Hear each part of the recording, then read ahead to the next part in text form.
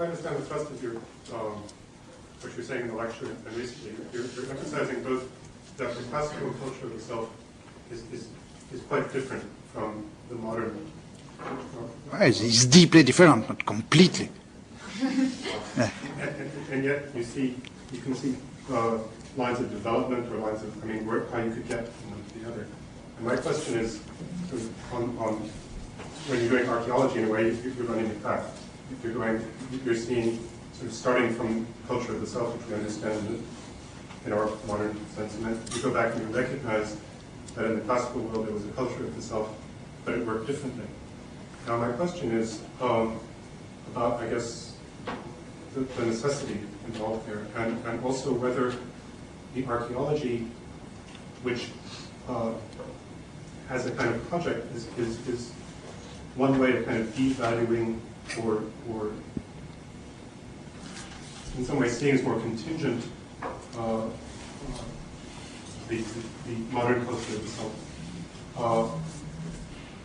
In revealing that the classical culture was different, does that in some way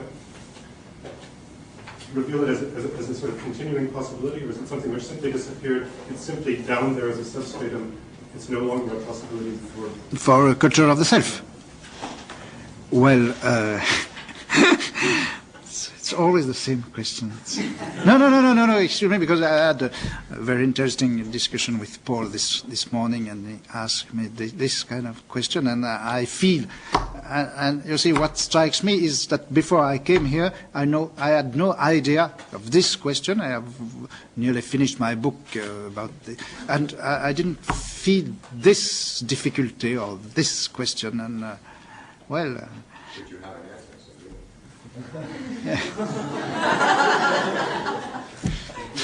Tell them. No. No possibility for the culture of the self. No, you can't go back to it. No, you see, it's not at all, Paul, let me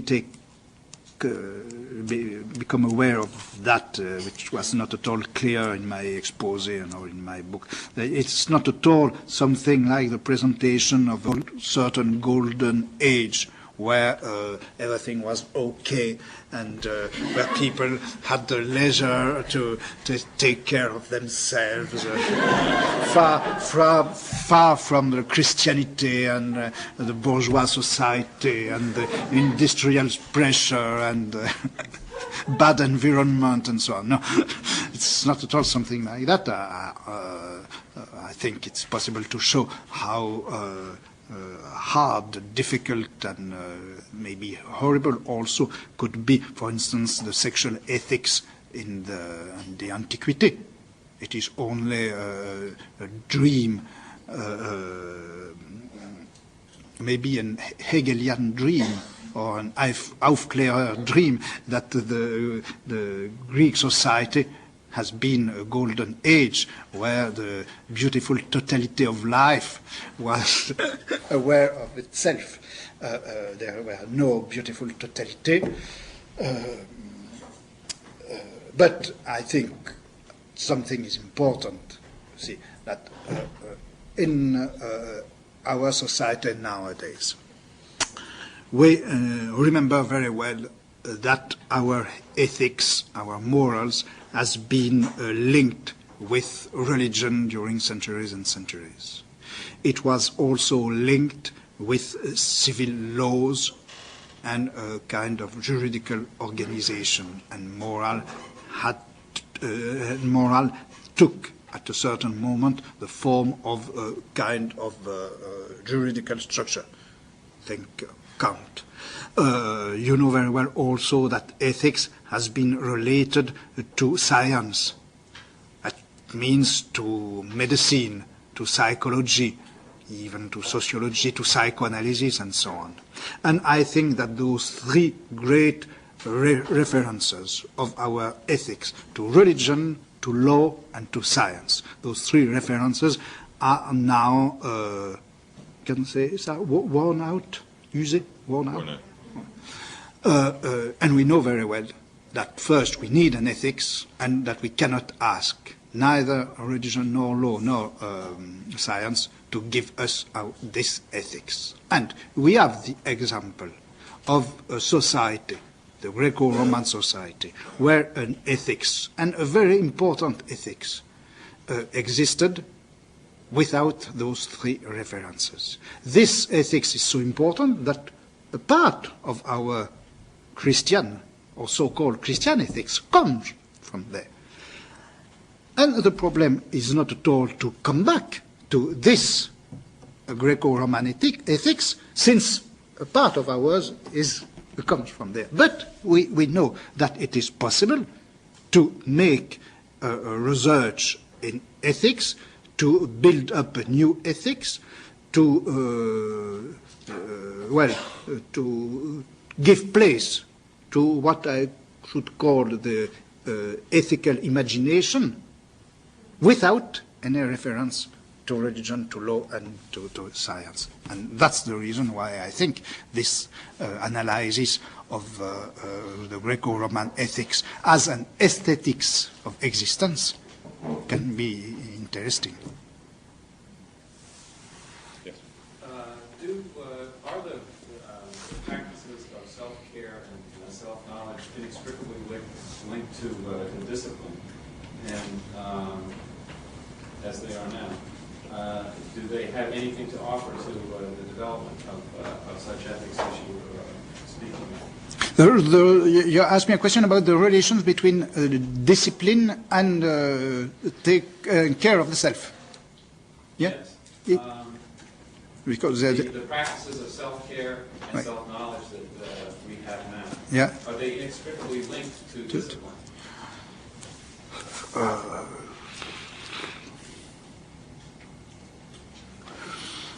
I would say, I cannot answer very directly because I am not sure the thing, but I would say that the care of the self at the very beginning was something very different from the discipline. I should say also that the discipline, at least, for instance, this very strong discipline you can find in the armies in the 18th century, in the Prussian army, but also in the French, in the English army, and so on, has nearly nothing to do with the care of the self. It is something which deals with behavior, with body, with attitudes, and so on. It's very different. But it's a fact that there have been, at certain times, links between technical techniques of the care of the self and disciplinary techniques. For instance, in the monasteries and in the monastic institutions of during the Middle Ages, and particularly in the Benedictine institutions, you find very interesting relationships between the care of the self and the discipline. As you know, the Benedictine monastic institutions derive directly from the Roman legion, from the Roman army. And it is an organization which has been, this monastic institution, took as a model the Roman legion with 10 men, decurion, and so on, and the monastic, the Benedictine organization is the same. And they have tried to use both this disciplinary model and the techniques of the self, which has developed in the Oriental asceticism of Evagrios, where spirituality which has nothing to do with army. But you have this thing.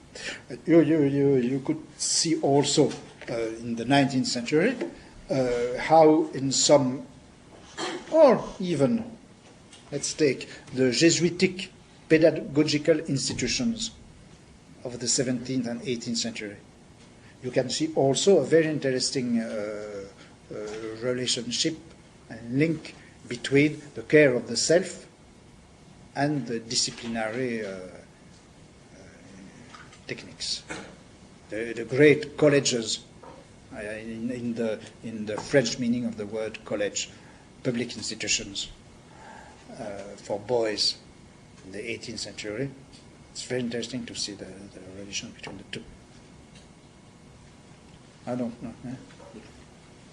Yes, in the prison book and also in the sexuality book, you are very interested in power and how it operates. And you say, I think in the sexuality book, that power operates from the top down and also from the bottom up. And you say elsewhere, I think in that book, that power is everywhere. And that power relations are everywhere. That, in addition, you also want to argue that power relations proliferate and make the society more biopowerful, in your word.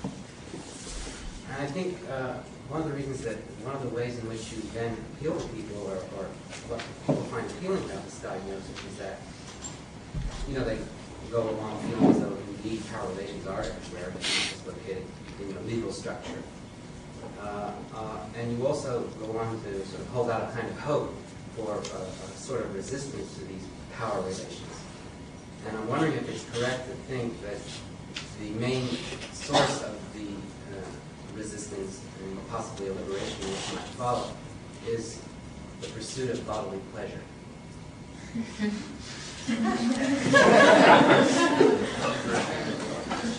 The reason of those resistance is the pursuit of bodily pleasure. Bodily pleasures which are, of course, not yet scientifically categorized.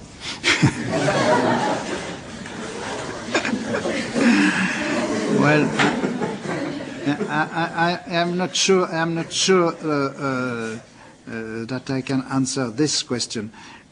I think one thing struck me when I was reading several years ago books about sexuality or psychoanalytic books. It is the fact that people feel so and seem to be so uncomfortable when they have to speak about pleasure. The literature about desire is incredible.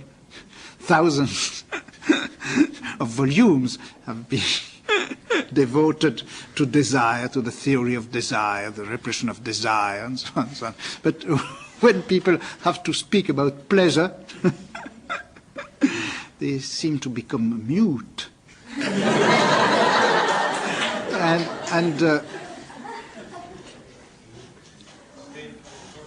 Excuse me?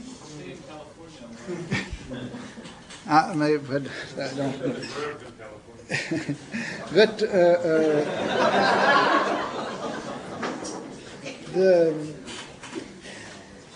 and when you compare that to what was the Greco-Roman literature about the same problems, sex, ethics, and so on, you see that they really made no differences, or nearly no differences, between epithumia and hedonia.